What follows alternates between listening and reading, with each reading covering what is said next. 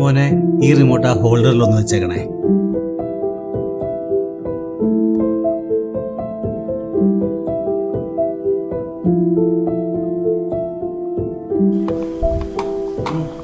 പറ്റുന്നില്ല അച്ഛാ.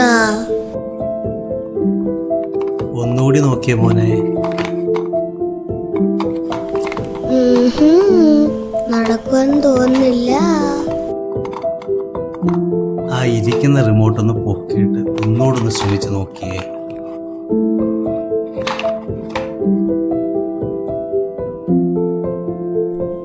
ഒരെണ്ണം അഡ്ജസ്റ്റ് ചെയ്തപ്പോ രണ്ടും ഓക്കെ ആയല്ലോ അച്ഛാ.